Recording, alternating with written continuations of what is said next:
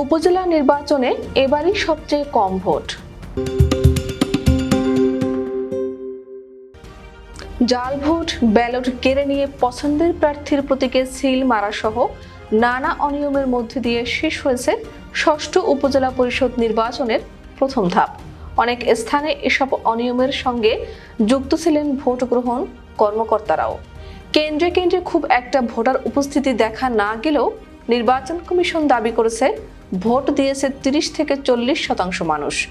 গতকাল মধ্যরাত পর্যন্ত ১৩৯টির মধ্যে ১৩৬ উপজেলার ফলাফল পাওয়া গেছে।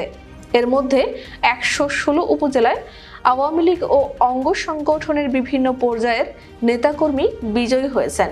এছাড়া স্বতন্ত্র থেকে ৮ জন, বিএনপির ৫ জন, জাতীয় পার্টির ৩ জন, জাতীয় জনসংহতি সমিতির ২ জন, ইসলামী আন্দোলনের ১ জন ও আল ইসলামের ১ জন বিজয়ী হয়েছেন। ২০০৯ সালে আওয়ামী লীগ সরকার গঠনের পর এ নিয়ে চতুর্থবার উপজেলা নির্বাচন হচ্ছে। সর্বশেষ ২০১৯ সালের পঞ্চম উপজেলা নির্বাচনে গড়ে ৪১% বেশি ভোট পড়েছিল। আর ২০১৪ সালে চতুর্থ উপজেলা ভোটে ৬১% এবং ২০০৯ সালে ৬৭.৬৯% ভোট পড়ে। এর আগে ১৯৯০ সালে দ্বিতীয় উপজেলা নির্বাচন এবং ১৯৮৫ সালে প্রথম উপজেলা নির্বাচনের ভোটের হারের সঠিক তথ্য জানা যায়নি। তবে সংশ্লিষ্টরা জানিয়েছেন ওই দুই নির্বাচনের ষষ্ঠ উপজেলা নির্বাচনের চেয়ে অনেক বেশি ভোট পড়েছিল। সব মিলিয়ে উপজেলা নির্বাচনগুলোর মধ্যে এবারই সবচেয়ে কম ভোটার উপস্থিতি ছিল। অথচ ভোটার উপস্থিতি বাড়ানোর কৌশল হিসেবে এবার উপজেলা নির্বাচনে দলীয় প্রতীকে বরাদ্দ দেয়নি ক্ষমতাসীন আওয়ামী লীগ। পাশাপাশি নির্বাচন প্রভাবমুক্ত রাখতে মন্ত্রী এমপির স্বজনকে নির্বাচন থেকে সরে দাঁড়াতে কেন্দ্রীয়ভাবে নির্দেশ দেওয়া হয়। তবে কেউই ওই নির্দেশনা কানে তোলেননি। এছাড়া ২০১৯ সালের উপজেলা ভোটের চেয়ারম্যান পদে ১১৫ জন বিনা ভোটে জয়ী হলেও এবার প্রথম ধাপে ১৪৪ উপজেলার মধ্যে মাত্র ৫টিতে সব প্রার্থী বিনা ভোটে জয়ী হয়েছেন। সেই হিসেবেও ভোটার উপস্থিতি বেশি থাকার কথা ছিল। এ নিয়ে গতকাল বুধবার সন্ধ্যায় রাজধানীর আগারগাঁওয়ে নির্বাচন ভবনের প্রধান নির্বাচন কমিশনার কাজী হাবিবুল আউয়াল প্রেস ব্রিফিংয়ে বলেন, প্রথম ধাপে ভোট পড়ার হার ৩০ থেকে ৪০% মধ্যে হতে পারে। ধান কাটার মৌসুম ও সকালে বৃষ্টি হওয়ায় ভোট পড়ার হার কম হতে পারে। বিভিন্ন জায়গায় খোঁজ নিয়ে জানতে পেরেছি ভোটাররা ধান কাটায় ব্যস্ত থাকায় কেন্দ্রে যাননি। এছাড়া কিছু কিছু জায়গায় ঝড় বৃষ্টিও হয়েছে। ভোটার উপস্থিতি ৩০ থেকে ৪০% সিইসি দাবি করলেও গতকাল দিনভর কেন্দ্র ছিল প্রায় ভোটার শূন্য। আওয়ামী লীগ ও ইসির তরফ থেকে ভোটার বাড়াতে নানা কৌশল নেওয়া হয়েছিল। তারপরও সাধারণ ভোটারদের কেন্দ্রমুখী করা যায়নি।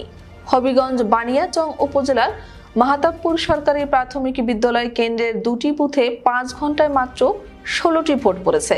এ ২টি বুথে মোট ভোট রয়েছে ৯৩৭টি। এ কেন্দ্রে ৬টি বুথের সবগুলোতে মোট ৭% ভোট পড়েছে। যশোরের কেশবপুরে ৬ নম্বর ওয়ার্ডের সাবদিয়া বাজিতপুর সরকারি প্রাথমিক বিদ্যালয় কেন্দ্রে ২৯৪১ ভোটারের মধ্যে সকাল 10:30 পর্যন্ত ভোট দিয়েছে মাত্র ৮৫ জন, আর বিকেল 4টা পর্যন্ত ভোট দিয়েছে ৬৫৩টি। ঠাকুরগাঁওয়ের বালিয়াডাঙ্গির কালমেঘ আর আলী স্কুল অ্যান্ড কলেজ কেন্দ্রে নারী বুথে প্রথম ২ ঘন্টায় ভোট পড়েনি একটিও। সিলেটের দক্ষিণ সুরমার পূর্বভাগ সরকারি প্রাথমিক বিদ্যালয় কেন্দ্রের ৪ নম্বর কক্ষে ৭ ঘন্টায় ভোট পড়েছে মাত্র 4টি। সকাল ৮টা থেকে বেলা ৩টা পর্যন্ত ওই ভোট পড়ে। বগুড়ার গাবতলী পাইলট উচ্চ বিদ্যালয় কেন্দ্রের প্রিজাইডিং কর্মকর্তা আসাদুজ্জামান জানান, এই কেন্দ্রে ৩,৮৮৭ ভোটারের মধ্যে সকাল 10টা পর্যন্ত ভোট দিয়েছে ১০ জন। প্রতিটি কক্ষে ভোট পড়েছে গড়ে 5টি। এদিকে আওয়ামী লীগের প্রতারণার ফাঁদে পা না দিয়ে দেশের জনগণ সর্বান্তকরণে উপজেলা নির্বাচন প্রত্যাখ্যান করেছে বলে মন্তব্য করেছেন বিএনপির সিনিয়র যুগ্ম মহাসচিব রুহুল কবির রিজভী। গতকাল রাজধানীর নয়াপল্টনে বিএনপির কেন্দ্রীয় কার্যালয়ে এক সংবাদ সম্মেলনে এ মন্তব্য করেন তিনি। এদিকে ভোটে অনিয়মের চেষ্টার অভিযোগে প্রিজাইডিং কর্মকর্তা সহ 37 জনকে আটক করা হয়েছে। এর মধ্যে ভ্রাম্যমাণ আদালতে জুডিশিয়াল ম্যাজিস্ট্রেটের মাধ্যমে 28 ঘটনার সংক্ষিপ্ত বিচার করা হয়। সর্বোচ্চ 1.5 বছরের কারাদণ্ড সহ বিভিন্ন অঙ্কের আর্থিক দণ্ড দেওয়া হয়েছে 31 জনকে। জাল ফটো দেওয়ার অপরাধ আমলে নিয়ে ঠাকুরগাঁওয়ের বালিয়াডাঙ্গির একজনকে শিশু আদালতে পাঠানো হয়। মাদারীপুর সদরে বেলা 11:15টার দিকে বালিয়া সরকারি প্রাথমিক বিদ্যালয়ের পাশে দুই চেয়ারম্যান প্রার্থীর সমর্থকদের মধ্যে সংঘর্ষ হয়। এ সময় অন্তত 50টি হাতবোমা ও ককটেলের বিস্ফোরণ ঘটে। এতে অন্তত 10 জন আহত হন।